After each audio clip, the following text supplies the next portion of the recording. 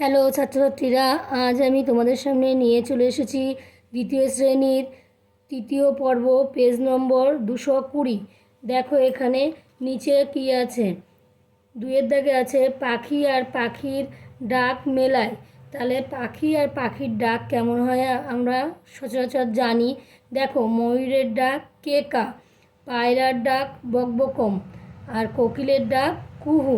এবার দেখো পেজ নম্বর 221।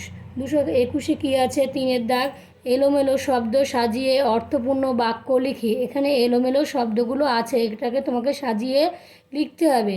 দেখো, দেখতে বাসা বাবুই পাখির সুন্দর, কথাটা কেমন অগোছালো।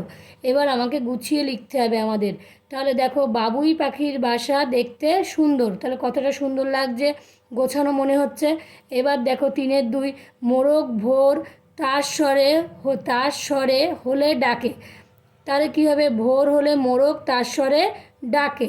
তারপরে 3-3, সবুজ টিয়া বনে শ্যামল ওড়ে। এখানে হবে শ্যামল বনে সবুজ টিয়া ওড়ে। তারপরে 3-4, ঘুলঘুলিতে চড়ুই পাখি চড়ুইয়ের অট্টালিকার বাসা। এখানে হবে অট্টালিকার ঘুলঘুলিতে চড়ুইয়ের বাসা। 3-5, শালিক রান্নাঘরে ঝগড়া 3টি করে চালে। এটা আমরা আগেই পড়েছি, এটা হবে 3টি শালিক ঝগড়া করে রান্নাঘরের চালে। তারপরে দেখো 3-6, মেলছে বক ডানা শুভ্র। তাহলে কী হবে, বক শুভ্র ডানা মেলছে, আর এই শুভ্র মানে সাদা। তারপরে দেখো 4-এর দাগে, কোন পাখির গায়ের রং কেমন তা লিখি। প্রথমে আছে হাঁস। হাঁসের গায়ের রং সাদা এবং বাদামি হয়, মাঝে মাঝে কালো দিয়েও হয়, সাদা কালো বাদামি মিশিয়ে।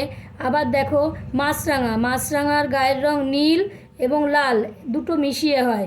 কোকিল। কোকিল সাধারণত কালোই হয়। চড়ুই বাদামি এবং ধূসর দুটোই হয়। টিয়া সবুজ এবং ঠোঁটে লাল।